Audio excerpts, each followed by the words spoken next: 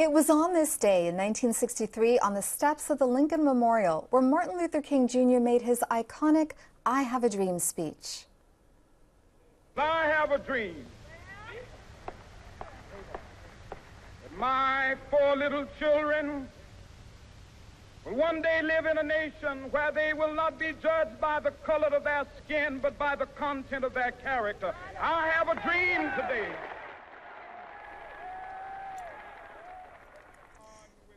It was a seminal moment in this country's history. Hundreds of thousands of people took part in the March on Washington, forcing a spotlight on the challenges African Americans faced for civil rights. That struggle also played out here in San Diego, where at the time schools and neighborhoods were segregated and not a single hotel allowed blacks, earning the city the label Mississippi of the West. My next 2 guests worked to end racism in San Diego. Leon Williams, who was San Diego's first black councilman and the first black member elected to the County Board of Supervisors, and civil rights leader Dr. Carol Wayman, author of On Being Black in San Diego, Anytown, USA. Gentlemen, welcome. Dr. Wayman, take us back to 50 years ago. What was life like for African Americans and other people of color? It was awful. It was awful, and I'll just use 61 maybe as a starting point to give an idea, because that's when the president was born. Just imagine he came to San Diego in his mother's belly to be born in San Diego. He could have only been going to one hospital, Mercy Hospital. There was one little hospital that would allow her, but he could not have been delivered in any other hospital in this town because of his race. That's number one.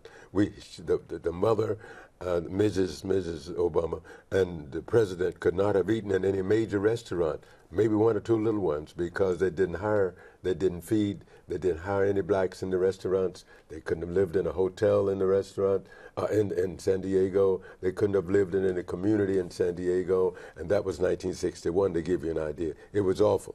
Couldn't sleep some places, couldn't eat some places, couldn't play some places because of our color. And schools and neighborhoods were also segregated. Oh, yes. And Mr. Williams, back in the 1940s, you were a student at San Diego State University. What was your experience like? Well, when I was a student here, non-white students, that included Asians and Hispanics, were not really part. We were tolerated on this campus. We could not be part of any fraternity or could not participate in student government. We were just tolerated. Actually, in the anthropology classes, they were teaching racial hierarchy, that certain races were superior and others were inferior inherently by brain size. I was taught that in anthropology classes.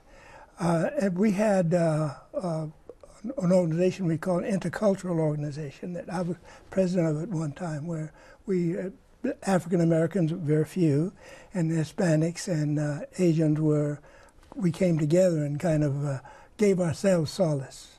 Dr. Wayman, you headed the area's first human rights agency known as the Citizens Interracial Committee. Right. What was its purpose? The purpose was to address the issues we're talking about now, racism in all of its forms and all of its categories, everywhere in San Diego. Not just for black people, but all peoples of color. It was timely. At first, the city had denied it because Mayor Current was the mayor, was trying to get it through early in 1963. He couldn't, but after the college students were killed in 1963 in the South, suddenly the council here decided maybe we have a race problem. So they imported me from Los Angeles to address that.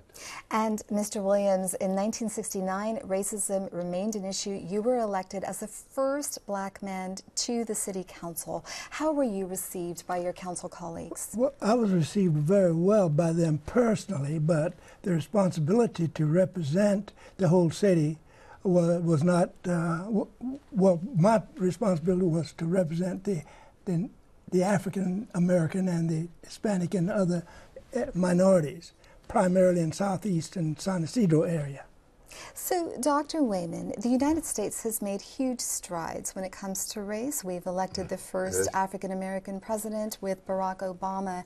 But, you know, how do you view the shooting of this black unarmed teenager, Trayvon Martin, and the U.S. Supreme Court's recent decision to do away with a portion of the Voting Rights Act? I view them as simply instances of going back prior to 1960.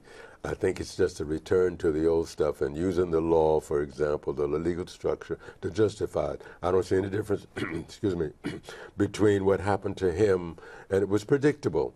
We sit here today, we could have told them, an all-white jury except for the one, in a little town where the young man who killed him was black, who was killed was black, and the one who shot him was white. It was just a replay of the whole thing for the last 100 years.